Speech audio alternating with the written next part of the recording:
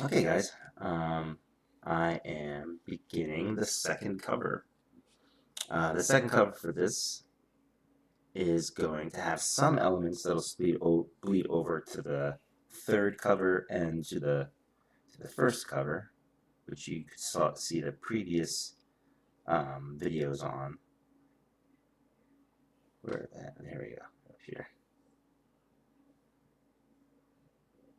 So I'm probably going to have these bushes and trees extend slightly behind the wanted poster, something like that, while this is going across. Um, Actually, this is a good time now. One of the big elements to this cover you saw earlier in the previous video is there's going to be a bullet shot going straight across this whole shebang. So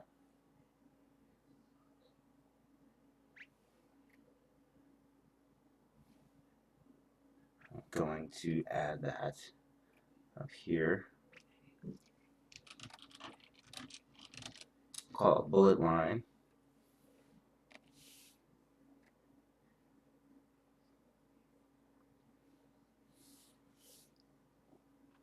That's gonna be hard. I'm trying to figure out a way to get this line going all the way across. There's several ways. I mean, I can just make a straight line, but I'm not exactly sure how much I can eyeball that straight all the way across. So I think I'm going to instead use this square selecting tool. Let me go into issue 1, inks. Color up this gun flash. I can kind of see where the actual muzzle is going to be. Drag this all the way across. It's got to be pretty thin. Yeah, good enough. All right. Then I'll just fill this in with a red line. Make sure if I click this or unclick follow adjacent thing, it should just fill it. No, I did it wrong. I have to make sure it doesn't like touch anything else. There we go. Multiple layers. That's the phrase I was looking for. So now I'm going to lock that so that's always there.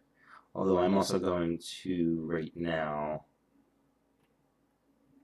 lower the opacity on it, just so I know it's there, but it's not really visually in my way. I'm going to leave this at the very top layer because this is going to affect all of the covers. So I'm going to deliver that to Taki separately, and she'll be able to put it all together. Gun flash. Now I'm going to close this folder. Folders are important when you have this amount of layers. And again, if you didn't watch the earlier videos, there are so many layers here because these are a bunch of different elements that I've worked out in different degrees for all these different covers. So it's quite a bit of work just to figure out. It's 6 times the amount of work. Originally I had this reversed, where this is going to be Valentine's figure and this is going to be the boss's figure. I'm forgetting the boss's name offhand. But once I figured out this new layout, because as you would have seen in the previous videos, I had to do a different pose for her. So anyway, so she ended up being swapped from left to right. And I have a folder down here for issue 2. And what I'm going to do is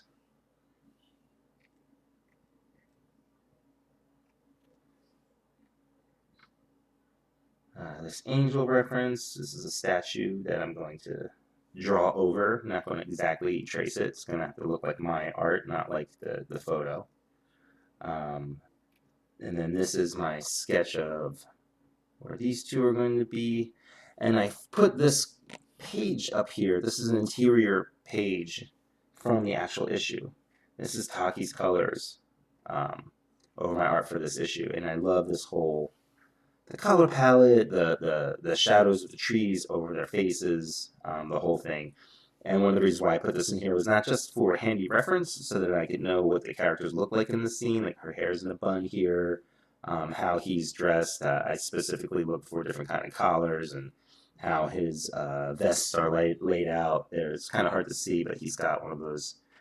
It's like a little pin thing that goes through the tie. I'm not a classy dude, so I don't even know what that's called. Anyway, So it's easy reference to look at here, and a reminder that I want to carry this effect again, which is the shading of the trees over everybody's faces. But first things first, let's just close that out so I don't see it. Let's lower the opacity on these figures. And now I'm going to create another layer and start tightening up this drawing. This is one thing with digital versus analog. I'm never really sure which is faster. With a pencil, it seems like I can do one pencil drawing like this very quickly, and then right on top of it, because the pencil just has way more versatility than anything digital does, I can touch the paper so lightly in this layer that I've almost got the finished drawing done. And then I'll lightly erase it and I can go right into basically a finished drawing. But this is going to take me like 2 layers, maybe 3, to get what I really want here. So I'm using this brush that has a lighter opacity to sort of imitate a pen. Somebody better than me with these tools would know how to actually probably make these pens, and these pens really emulate how a pencil works. But I'm a Luddite. Like, I barely know how to use this stuff. It might seem really impressive, like that I'm using all this stuff, but honestly, Brian loves making fun of me and mocking how poorly I understand or have patience. It's really the patience thing for anything electronic. The second I have to learn something new, I just get angry. Especially with UI, you know, like on an iPhone or something. Like, so often there are these changes made to electronics. It seems like change for the sake of change. I don't quite get it. And then I get frustrated because I'm like, why do I have to relearn this thing when all you did was move it? Anyway, I'm already ranting like an old man. Now I'm also thinking about what happens in this issue. This is a very pensive kind of scene. There's a lot of tension. There's a split between Jagger and her, not only her boss, but sort of a mentor. Well, he's not really a mentor, but like he's put her through the grindhouse, through the grinder in the mob to really prove herself, and she has proven herself at every turn. So he sort of like reluctantly really accepted her as the best of the best. And here there's some tension. Won't get into too many spoiler stuff, but yeah, there's tension between them. This is where the team is starting to split up some. And then I have her, she's in the Vatican, so she's got a very conservative hairstyle going on here. You know, everything's just, it's almost matronly. It's almost like an old lady almost. Just pulled back in a bun. And she's wearing this dress that's so dark and black, it's practically a funeral thing. But it's all because they're where they're at and what's going on. Something to always think about. Like, this is why pencilers and inkers and colors, they're all part of the storytelling process. And it's not just in the script. The script is the compass, it's the master of the story and all.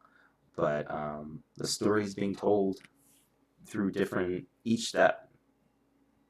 You get a good letterer, even the lettering is part of the storytelling. Sometimes, the lettering can just be mechanical, you know, some few easy to pull out special effects that's easy to grab, you know, in the program and that kind of thing. Sure. But the best of the best, you know who they are, and they tell a story even with the lettering. Help guide the eye. They help set the mood. Coloring for sure. Taki's coloring, oh my god. You know, when she's coloring all of these weird tones and these different shades on people, it's all for a reason. And you may not see it when you first look at it. It's like it just looks psychedelic or something, right?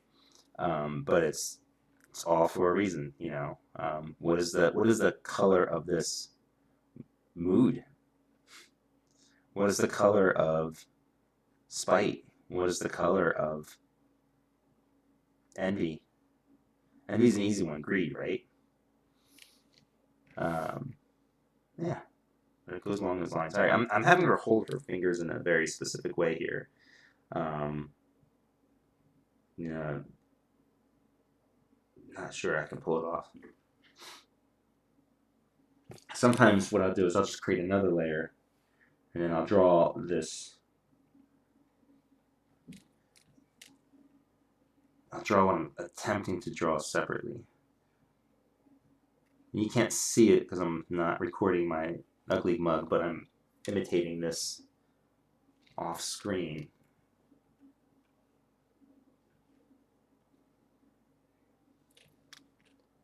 Trying to figure out the hand placement. It's like fingers within fingers. Boy, that's tough. Why is I can do it while I'm standing here. All right, let's see if I can get this any closer. And I can't even verbally explain exactly what I'm trying to do here. This would be good circumstances for me to have actually taken photo reference and then send it to myself. In fact, maybe I'll end up doing that. Maybe I'll just leave the hands.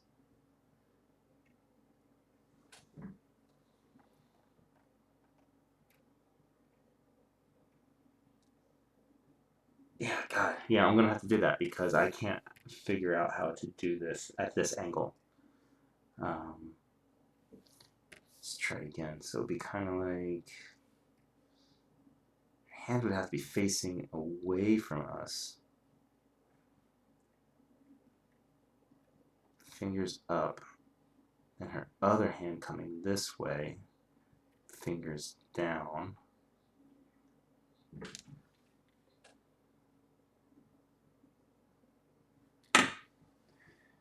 Maybe I can get it. Okay. So I'll lower this opacity again. Draw on top of it. Okay, so let's see if I can do this. I'm starting to see it. I'm starting to see it.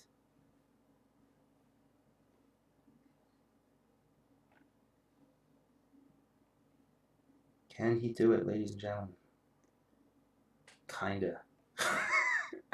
He kinda did it.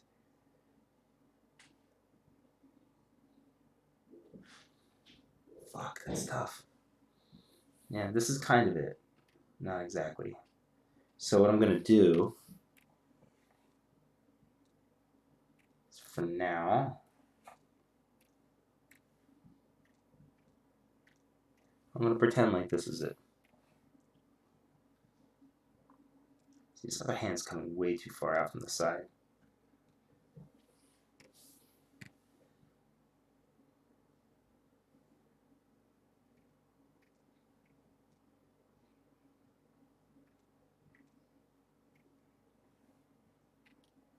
That's all right. I'm stubborn sometimes, so I'm gonna keep trying this. Let's see if I can get this to happen. See, because this hand to lock with her fingers like that can't possibly be coming out from the side so much. This is almost like somebody else is holding her hand from the other side. But you can see what I'm trying to do. This holding your hand in this like interlocking way. And there's a reason I want to do it like this. Body language to me is super important. She could hold her hands like sort of interlocking and it almost looks like prayer. And even though they're at the Vatican, that's not what's going on here.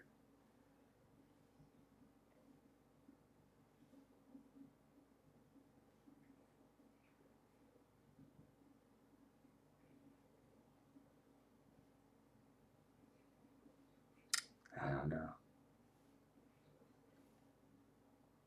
Kinda. Alright, here's what I'm going to do.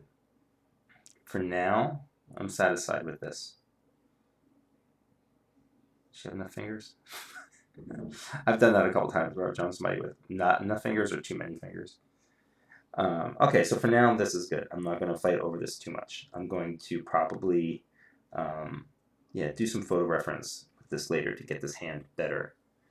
I'll even go ahead and ink this probably as I'm working just to have it done. It's important to me to work hard, but not to get stuck on something, you know. You'll hear me talk about moving fast. I like to move fast. I like to get things done. I like forward momentum. Um, there can be a dangerous sort of slippery slope between being quick and being efficient and getting sloppy, you know. And I've done it a couple of times where I've kind of kicked myself afterwards. Um, so it's a balance between the two. When am I going to spend time reworking the hell out of something? When am I going to let it go? So you'll see me do that off and on. I can't just draw her feet down here because then there'll be a sense that they're disembodied from the rest of her body. So I'm going to go back into my quick outline here and just make sure I'm hitting it kind of right. Doesn't have to be perfect. See, there I am. I'm not a perfectionist. It doesn't have to be perfect. There we go. That gives me a better sense of kind of. It's not perfect. I mean, she's not totally on balance here, but it's fine. It's fine.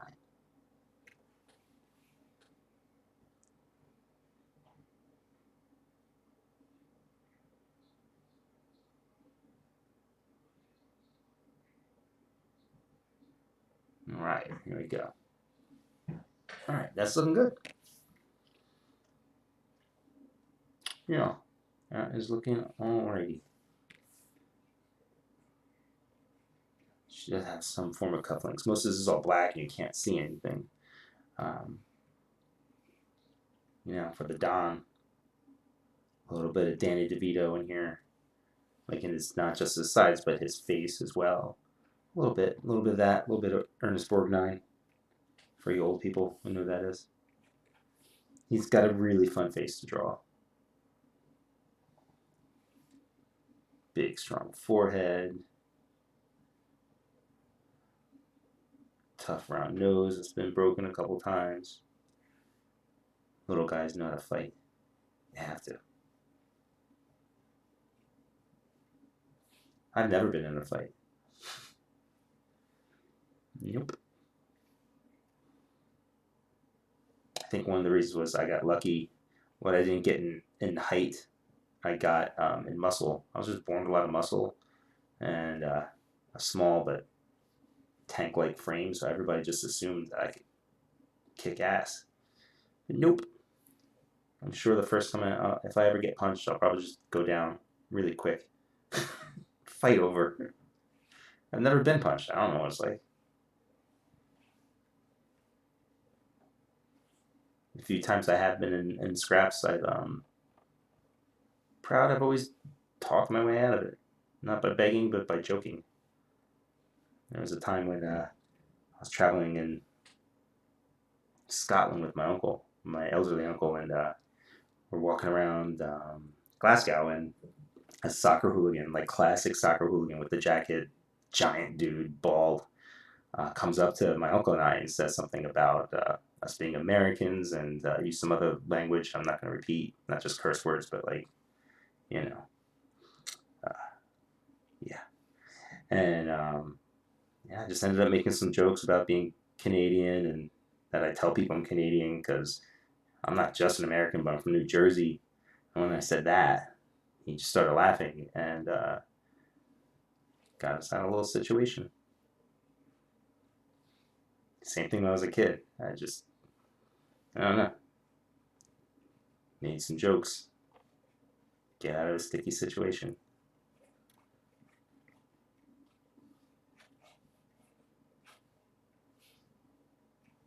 But not this guy, not the Don. His face looks a little too. And I think what I gotta do is I'm gonna grab this face here. Oops. Grab this face, bring it down next to me so I can see it a little easier. Alright.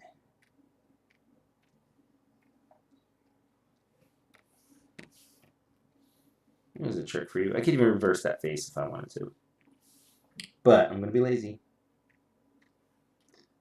Just lower that opacity. I think all I got to do is just give him cheeks. Cheeks. There you go. That's all you needed. Some flesh to his older skin. That's good.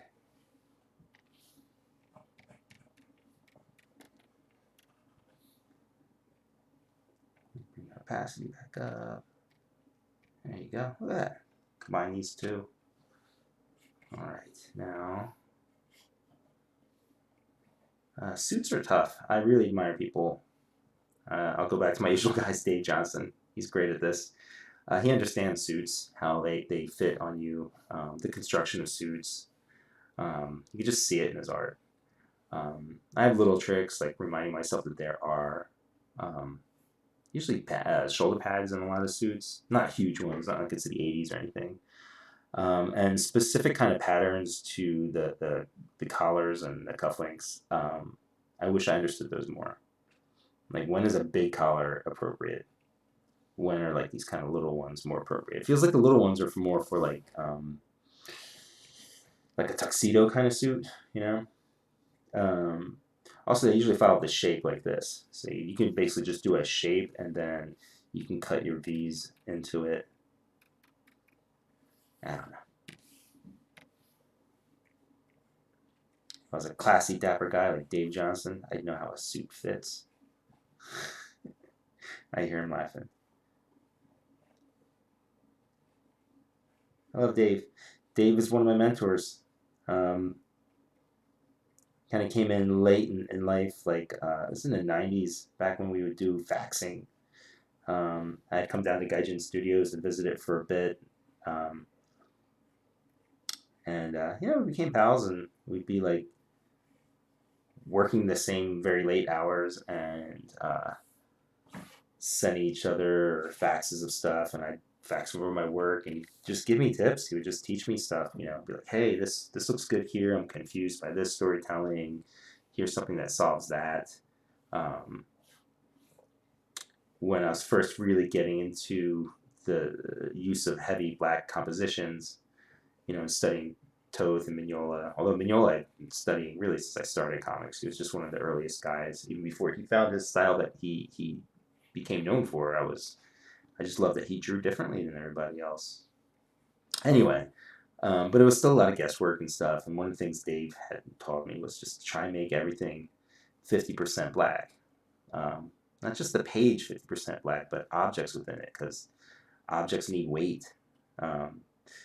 And it's interesting, you can look at somebody who's not known for using heavy black specifically, like a Jose Garcia Lopez or George Perez, somebody who's just known for more details, but the objects are all fully rendered with a lot of like heavy black weight. So even if like the background isn't all black, or there's like, even if there's not like a giant shadow coming across, like this cane will be, there's enough detail, and when you look at it, it becomes 50% black. And black is your best color that you can use, I think.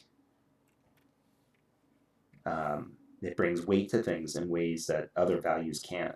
Values as in other colors, like a dark blue or a light blue or anything, you get the most value out of your black.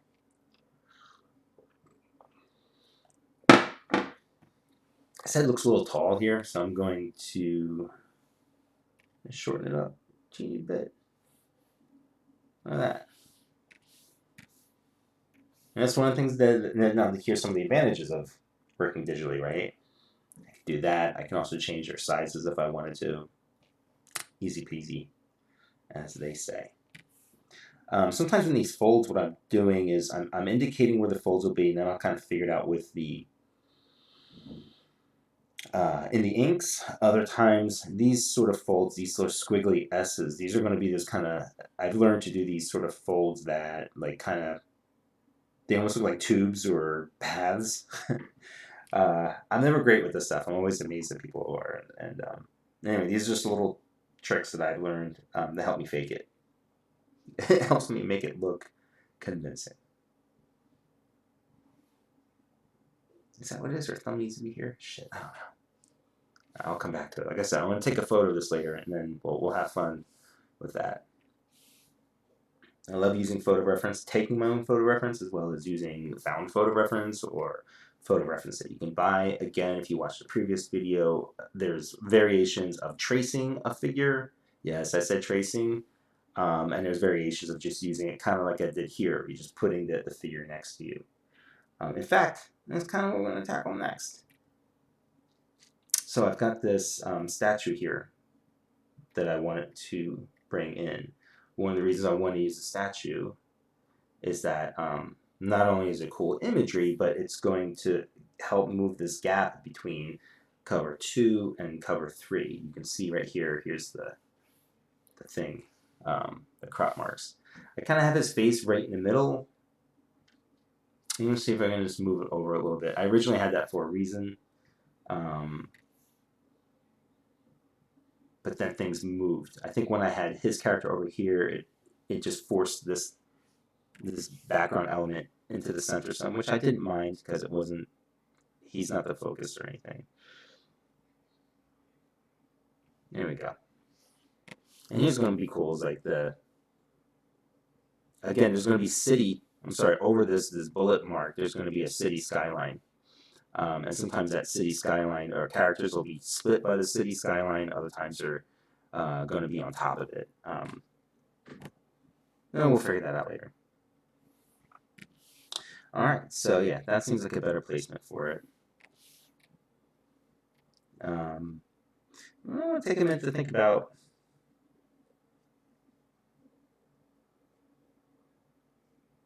how much of this is going to be in shadow and how much is not. Well, I'm going to have that kind of dramatic lighting come down that I was talking about before with the tree branch shadows on them. So I guess the lighting will be coming pretty much as it is here, which is straight down. But again, now I don't want to sketch this or to trace over this exactly, because if I do, it's not going to look like my drawing. It's going to look like I traced it. I don't want that. I don't want it to stand out. So I gotta think about like me, my drawing, my art. So he's almost looking at this like a template, like almost like a breakdown that I didn't draw, like a circle template, you know. It's just the beginning of something. In fact, I don't like the way his hair comes down this way. I can't tell if that's his hair or if that's the tree behind him. But I want to build his hair up in the front here more.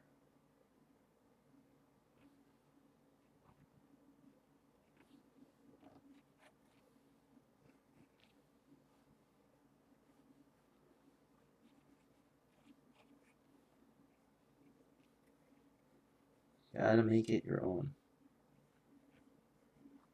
Even if you draw realistically, you still have your own style. Right? It's kind of, I know it might be easy for you to say, oh yeah, well, of course it's easy for you to say, make it your own when you're a freaking cartoony guy drawn over something like this. But if you're already realistic and you're drawing over something realistic, well, you still find your own sort of flair, your own, like, how do you draw a calf? How do you draw knees? As opposed to just copying exactly what's there. What I am going to copy a bit is this weird fabric. Actually, I'm not. I don't like this fabric. I don't like it at all. It's weirdly phallic. So I'm just going to change it.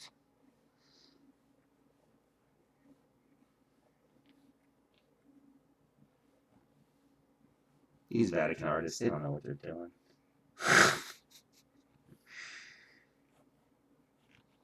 Alright, here we go. That feels better. This arm's going down here.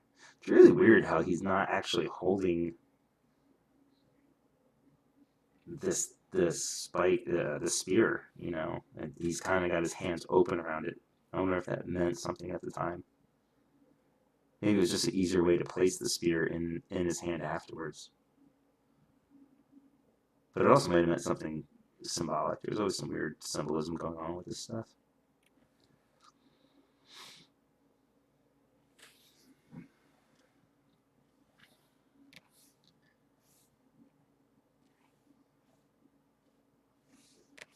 Another thing I love with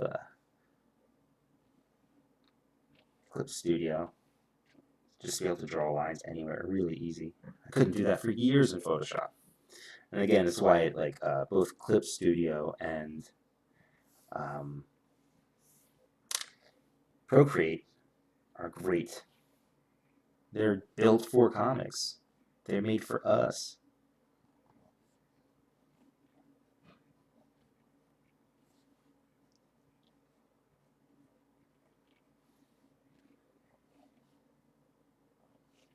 And even the wings here, I'm going to kind of find my own way to express this shape.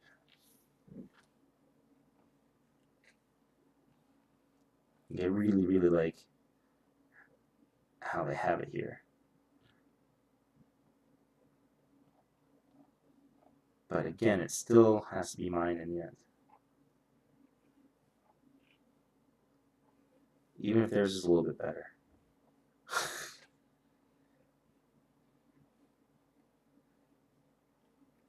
So I'm breaking the wings up into these three sort of pieces. There's right here, this sort of, I'm sure there's a word for it. There's probably a phrase for this part of the wing. It's almost like the muscle part or something.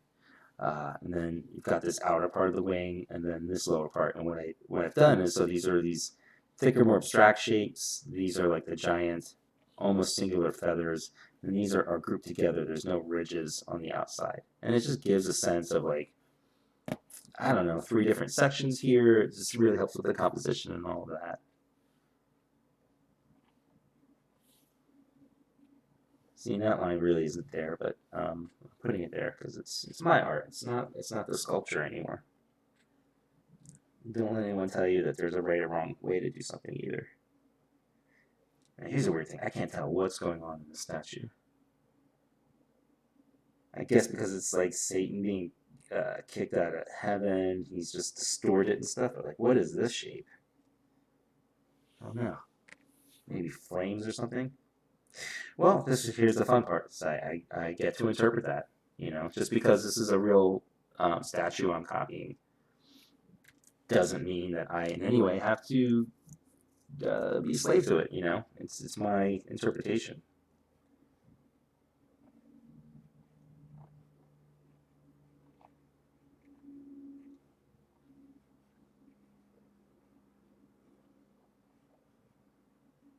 Let's just call that hair.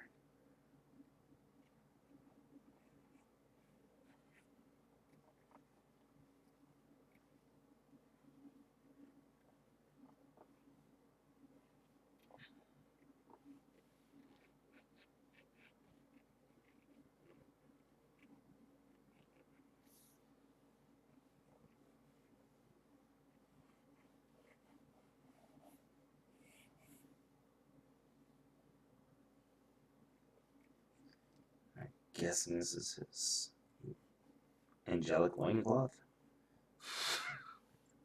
I guess.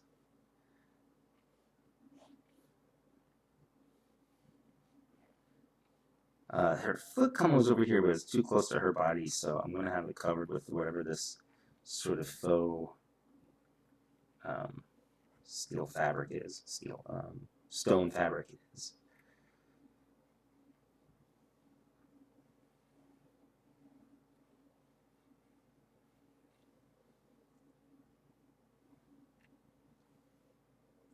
I don't know where his other wing is, but I'm going to fake it.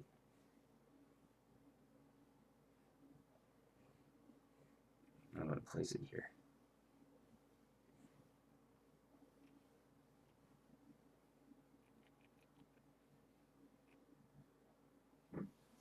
I don't like it though. Let's do it again.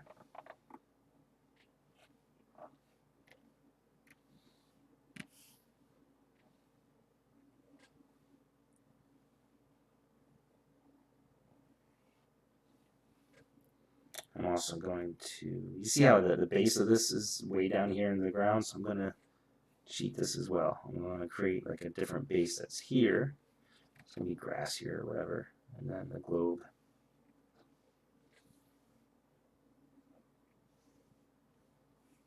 And I'm going to leave this off of here, the whatever this says. That probably says something like, I think I kind of know what this says, and it's probably very appropriate for the story, but it's also religious symbology, religious stuff. It's straight out of the Vatican, so I want to be careful. You know, it's not my religion, it's not my thing, but I want to be respectful as I can, despite the fact that I'm kind of using, kind of not using this stuff. You know, and out of context, I don't know how that lands or what this is really. You know, so I am just gonna keep it vague.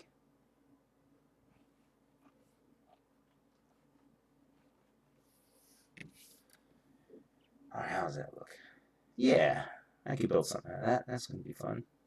Well, it feels like we should see this fabric bit behind her some. And under there. Just feels that way. And then there's these like Escher-esque like buildings that are going to be around here. So this is going to fit into all of that. It's going to be pretty interesting. Hopefully it'll be interesting. We shall see.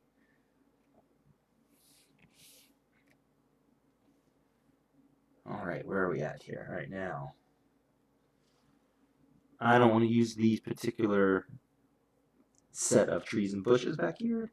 So, oops. But I still kind of like some of it as an outline. I'm going to keep it here, create another level layer. I'm going to change the color of my outline pen here just to help me see stuff fairly well.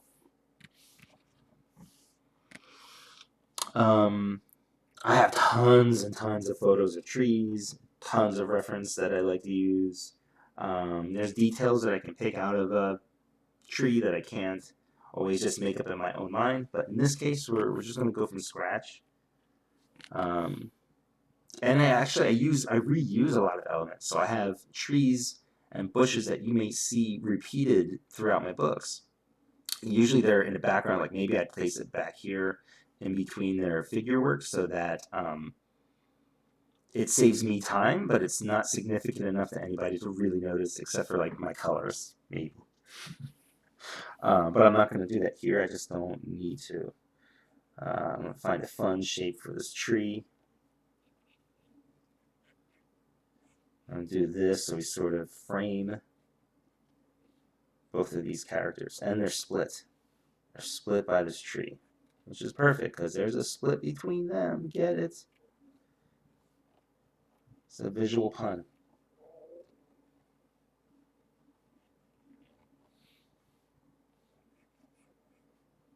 Make sure that feels consistent. Give him pseudo horns because he's a bad guy. Well, they're all bad guys, really.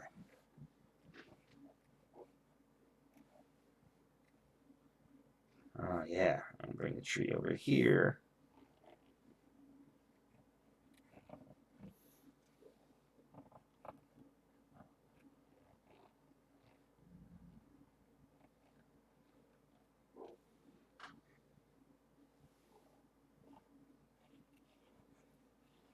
One of my other big influences, believe it or not, is Charles Vess. You might not see it in most of my work, but when it comes to trees, who does it better than Charles Vess, right? And especially the way he tends to make a tree twist and twist around its own form. Ugh, I love it. So that's something I think about a lot when I'm drawing a tree. I'm going to need some foliage on the tree, so I'm going to again make this a slightly different tone. I'm going to create another layer. Bring the stability all the way down. And I'm just going to start creating leaves. I feel like Bob Ross all of a sudden. Happy trees, happy leaves. This is going to be behind this angel character as well.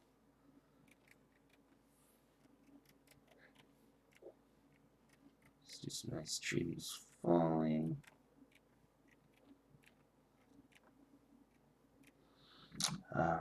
And then I'm I'm going to create yet another layer that'll be behind here. It's going to be much lighter.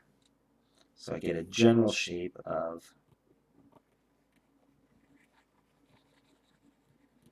you'll see why I'm doing this later. I'm just creating layers of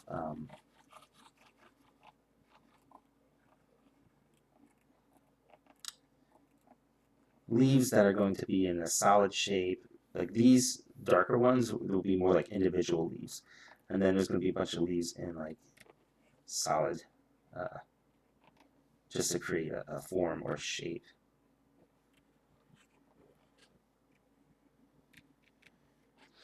And bushes.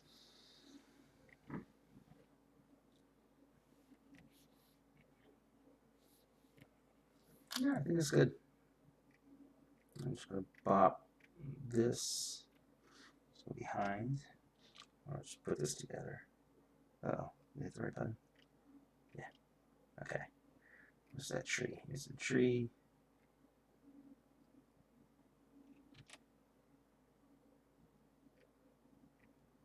Alright, so I got the trees. Got the figures here.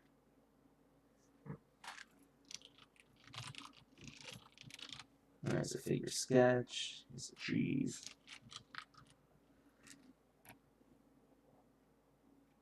Now, normally I also go ahead and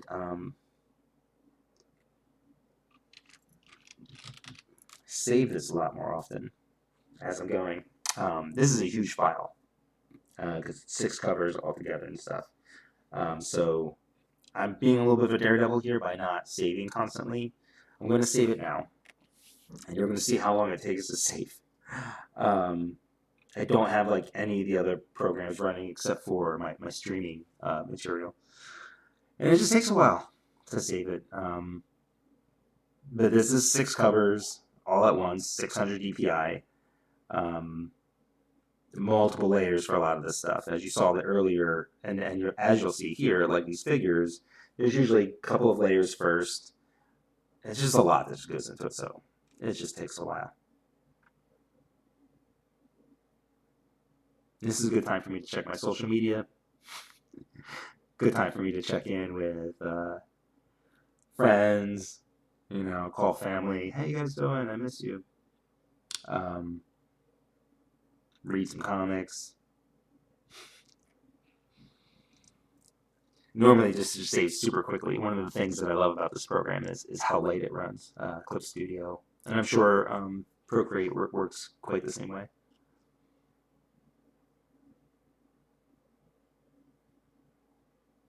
All right. Is that it? Yeah, that is it. All right, so the folder here is issue 2. I'm going to create another folder.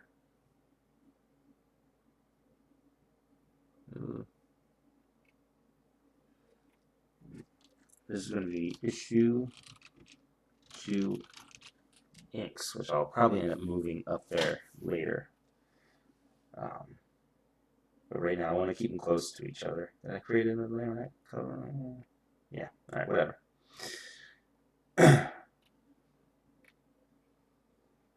Alright, so we're just going to go right into ink here. But first I want to just lower the opacity on this so it's just not... I want to be able to see it, but not so much that it's just, you know... There we go. 2 inks. Let's call this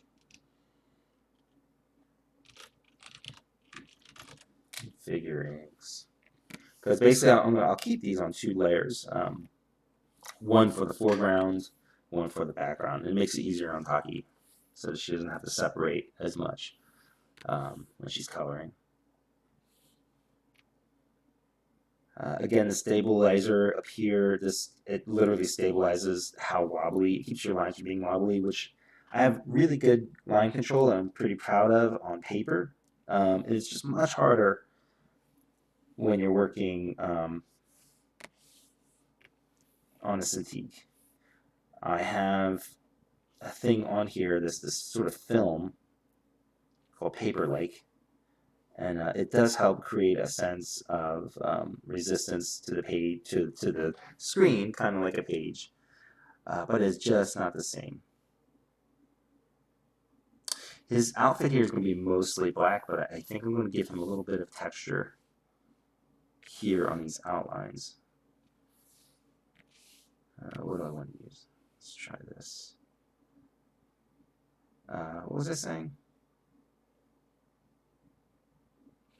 I don't remember. I'm not sure this is even going to show up, really. Let's try it.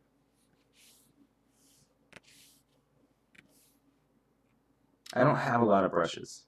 I don't use a lot of various textures and stuff. I don't know why. I'm not particularly averse to it. It's just, I don't know. I think I just don't want to put the time in. I just want to finish a page. I want to start, I want to start, I want to start, I want to start, and I want to finish a page. Gotta get shit done. And I think partially that's because I spent so many years breaking into the industry, or trying to break into the industry. My baseline was all about getting work done so that I can get it reviewed, so that I can get work, doing sample pages so that I could hand them in and get feedback and maybe get a job. And I think that kind of like hurry up and go mentality just never left me. Even once I got into like a quote safe place, it's hard for me to just really slow down and take my time. And then when I do, I find that I'm often I freeze up.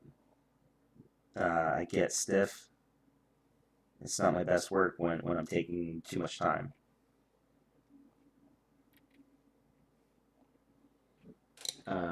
Yeah, so it's tough. It's tough to try and find that balance of yeah, it's just hard sometimes. Like I could tell you on one of the last jobs that I did for Hellboy, it was a BPRD story. And man, I wanted to just knock it out of the ballpark, especially because it didn't. A lot of the story was it took place in like this kind of cold scene, a lot of computers and stuff. So I didn't have like a lot of my usual tricks to lean on, some crazy scenery and stuff. And man, I tried so hard, and it's not my best because I was just stiff. I was just trying too hard, and I had time to take time. And I kind of overthought it and worked and reworked stuff to death. And I still like the story, but I know I could have done better if I had just relaxed a little bit.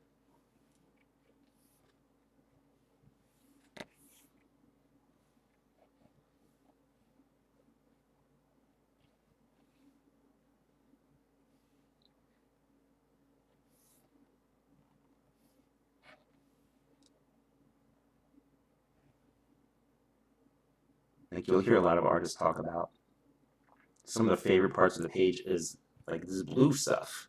It's the sketching. It's the initial thought. Often we're kind of chasing that aspect of what we drew and trying to capture it. Matt Wagner talks about that a lot. Yeah, there's something about the layouts that are just there's just another layer of energy. It's hard to capture. And not everybody wants to see that either. Not everybody wants our loose stuff.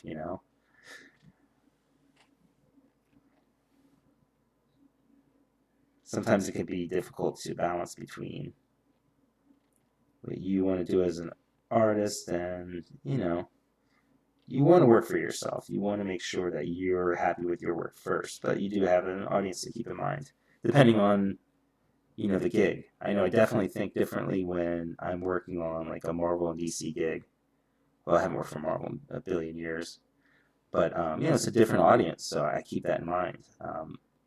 When I did some Young Justice stuff, and recently with Becky Cloonan and Michael Conrad, Midnighter, a whole bunch of lines in there, and it was fun. It was fun to like just tackle a slightly different, more intensely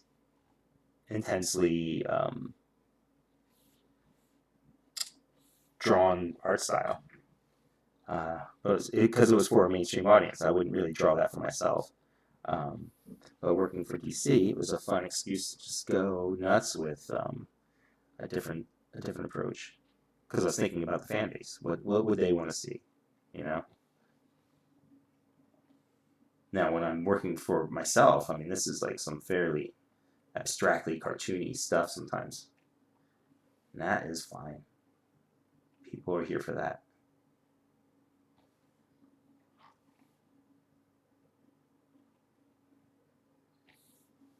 A little bit of design on his cane here. He's got to be stylish, you know.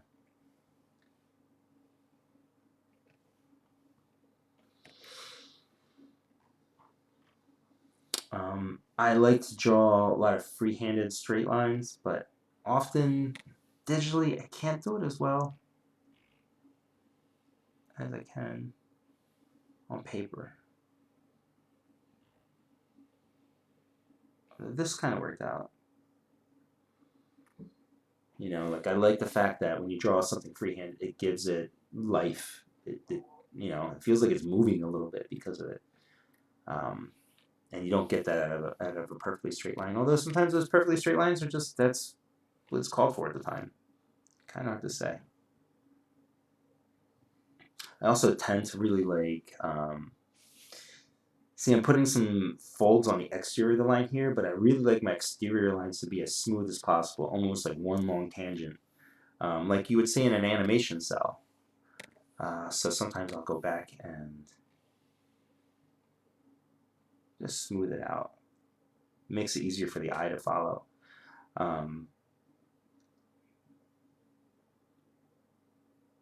Yeah. But at the same time, I try not to make it a perfect line. So as I'm inking, I'm opening up the amount of pressure. I'm putting less pressure and more pressure in different spots. So it gives these little hits of energy. So it's not quite like a fold or break in the exterior line, but it's a break in the energy, so it feels like it's moving. Although now that I realize it, I think this is going to be solid black, so it won't matter.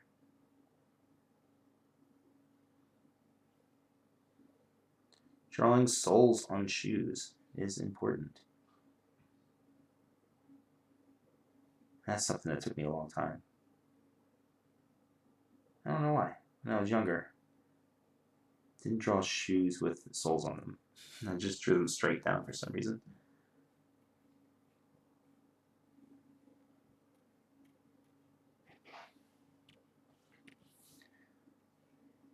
I'm a little tired and my voice is feeling a little strained, so if I become less talkative, I hope you don't mind.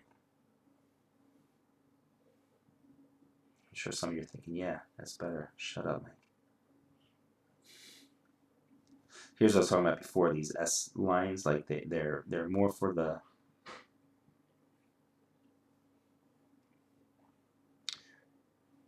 and they're not quite folds or like wrinkles or something. I don't know what you call them, just these contour lines. Well, it feels like that should pop out, but I'm not gonna do that.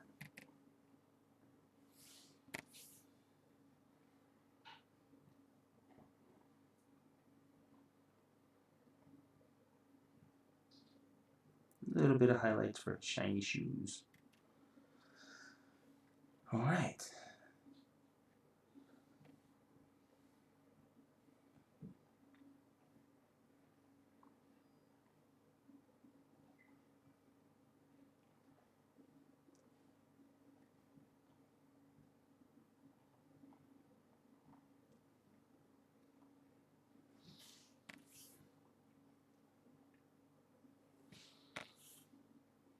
And it's funny, I've got my keyboard next to me to do all these shortcuts. Taki got me this awesome little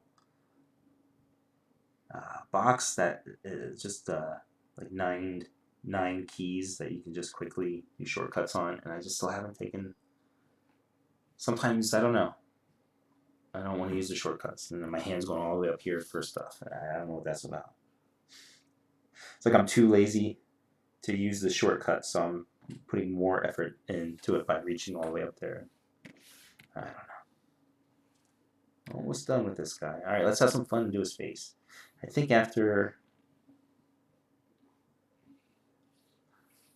let's make sure we hit a lot of thick and thin here. Thin, thick, lighten up, thick, and folds underneath the chin and neck. My weird abstract ear. Shadow underneath the ear. Collar, old-timey round collars.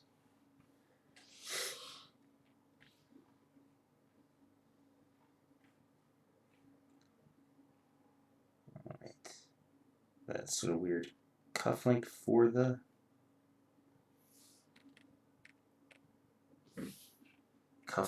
tie. But I was making the lines too thick on the top. They need to be thicker on the bottom because the light's coming from above. And again, it doesn't always matter where the light source is coming from. You want to establish a light source, but you don't want to be a slave to it. Make it yours, just like the photos. You're creating the rules here. Don't get too tied up in all that stuff.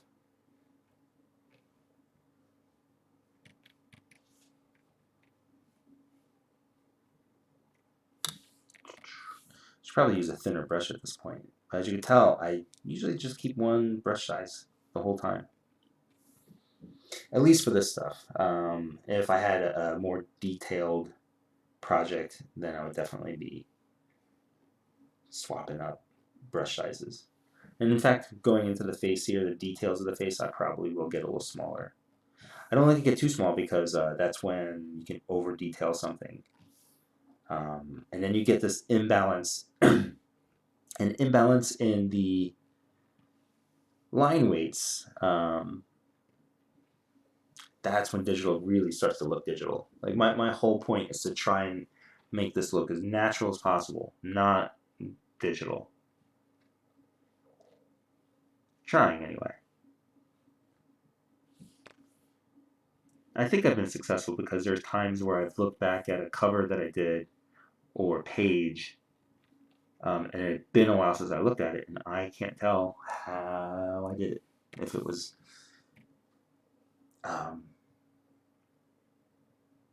digital or analog. I'm trying to remember his hairline here. Okay.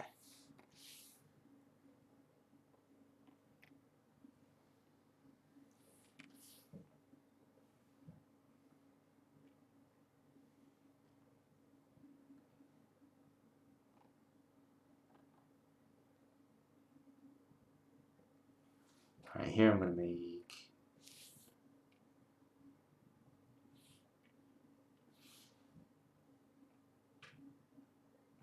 brush size a little smaller just so I can get these lines tighter.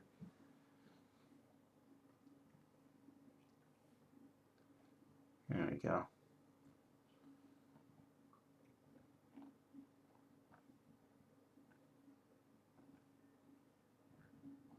He's got practically a unibrow. Not exactly, but practically. I like to put weight under the eyes here. It's always effective. Whether it's an old person's eye or a young pretty eye. These lines here, the bottom part of the eyelid, emphasizing it always works out.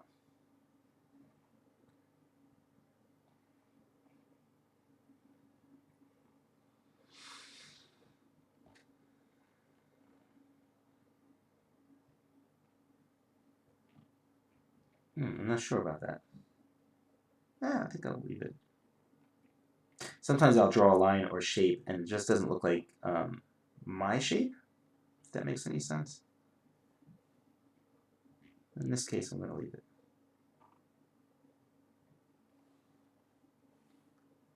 I don't know why I do that either, too. I'm like struggling as I have this all the way down to the bottom of the page. And instead of just moving the whole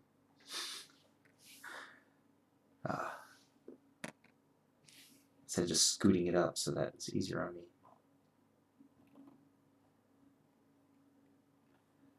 I'm kind of like that in life too. I just deal with stuff more than I should, I remember when I was living on my own, and I'd be working all day and all night. There were times I would sleep, not all night, but maybe the first couple hours, I would just lay down next to the desk. Had a pillow there, just lay on the floor and sleep. Not all night, and not like, oh, poor me, I'm working so hard, I have to do this. Like, my bed was close by. And yet, I was like, fuck it, I'll just sleep here. All right, so she's going to be looking directly at us. All right, I'll have her looking at her.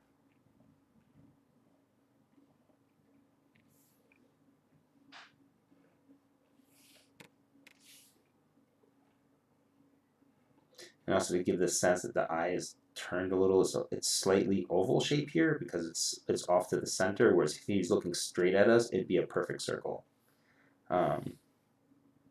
That's something I picked up from Adam Hughes. I don't do it nearly as well as he does because, guy, he's just great.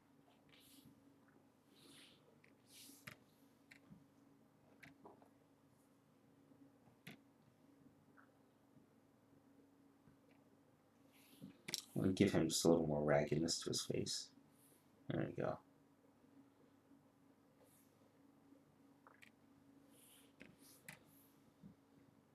Alright, he's looking good. So, let's get rid of everything behind him. Make sure I'm on the right layer, the inks, and let's drop in some black. Boom, boom, boom, boom. My favorite part. Bada bing, bada boom. Bam, pow. I'm sorry. I'm a little punch drunk. I'm tired.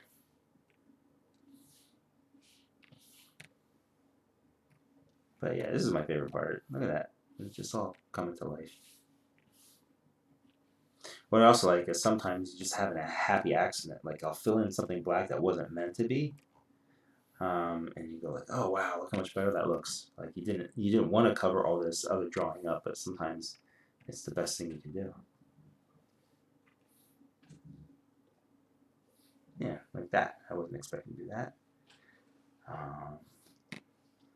Like here, let's say if accidentally I got the ink on the outside of this, right?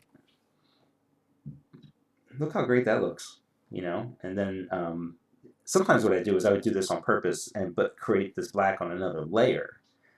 And then I could kind of cut away at it, the shapes that I wanted to keep. Yeah. Happy accidents. Happy trees, happy accidents.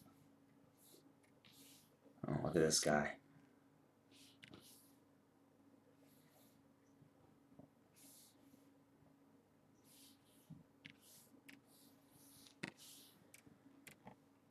Alright, let's get this. Boom.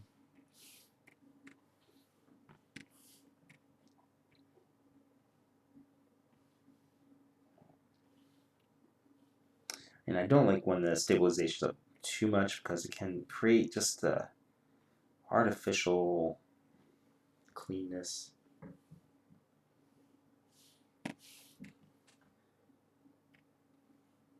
Alright, it's looking pretty good. I've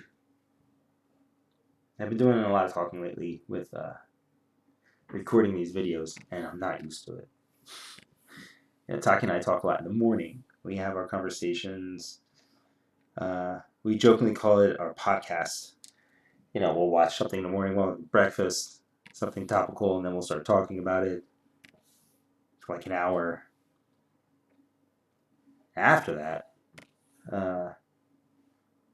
start to tackle the day, and it becomes a lot more quiet because we're just working. Little frills on the dress here. So in other words, yeah, I just don't talk a lot. So I can kind of feel making these videos taking a little toll on me. It's just funny.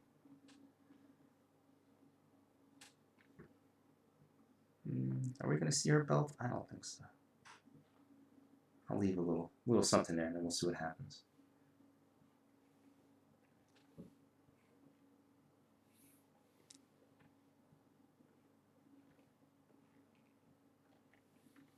See, that's all going to be in black. I can hardly see it. Probably get rid of that, even that highlight.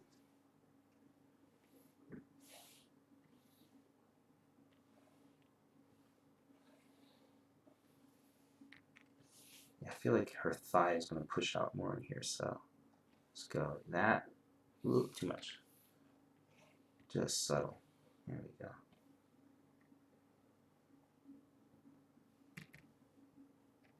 I like all these little imperfections here. Keeps it from feeling too cold, like digital can do.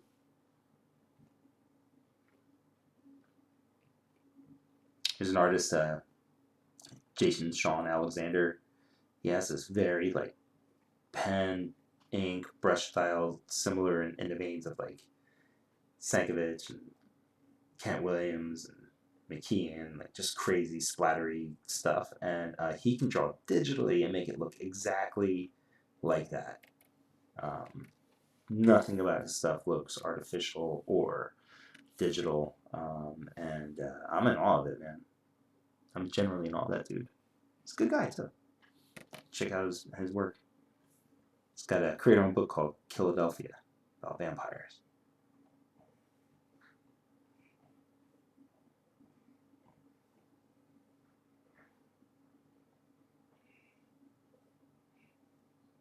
That's a funny shaped foot. Okay.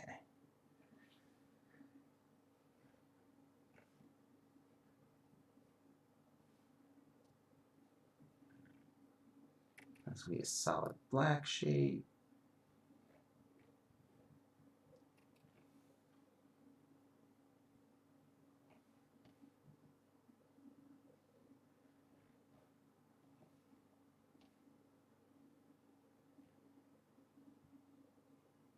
I don't know.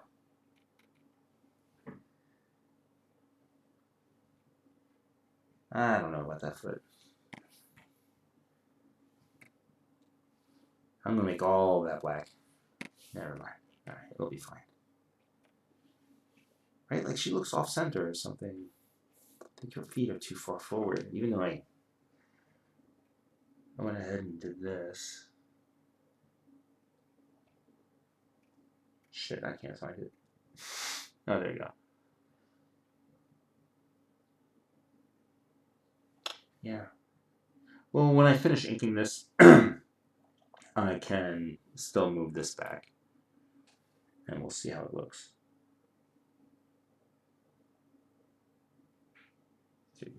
Alright, but let's just finish her up first. Kind of had these pearls on her. She doesn't have them in the book.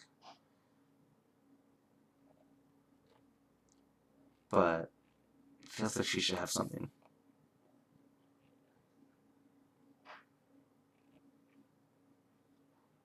I mean, she should probably have like a crucifix on. She's at the Vatican and stuff. But again, we want to be careful and respectful of that stuff. You know, treading on other people's territory here. And, yeah, gotta be cool. Gotta be thoughtful.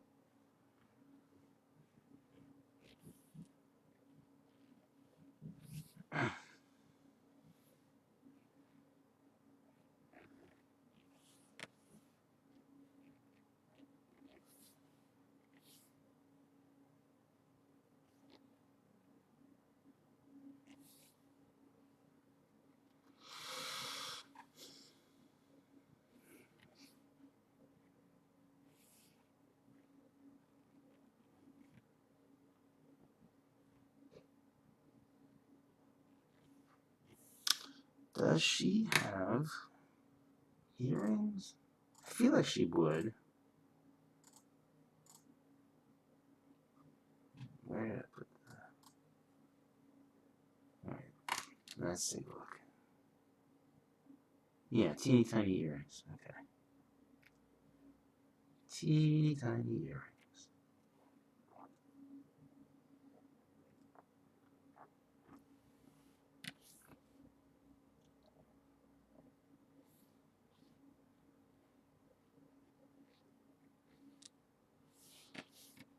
Alright, let's get to the face. thick. As the lighting is coming from above.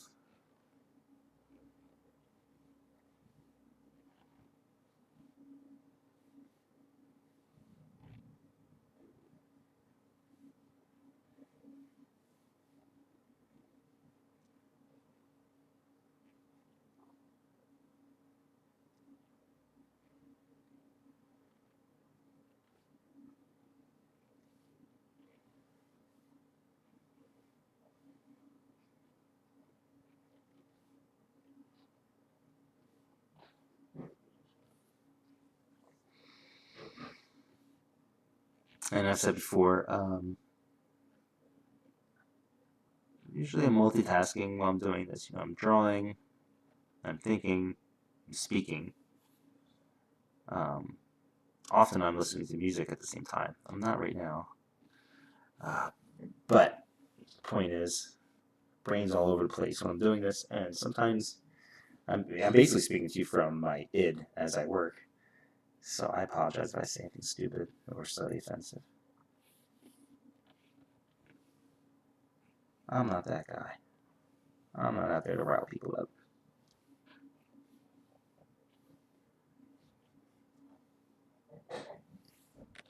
I got shit to do.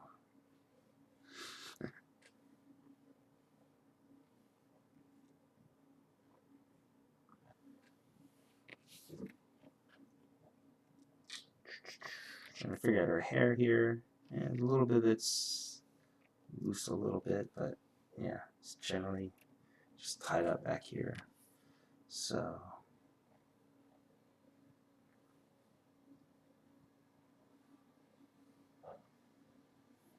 yeah, a couple loose hairs.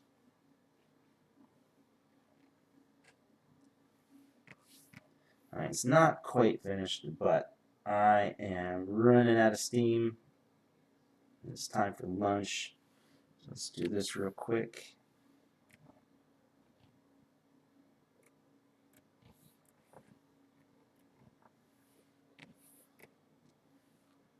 Fill in some black with Jagger.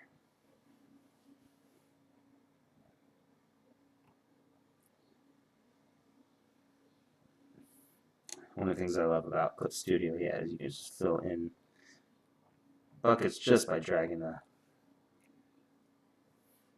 paint bucket across like that.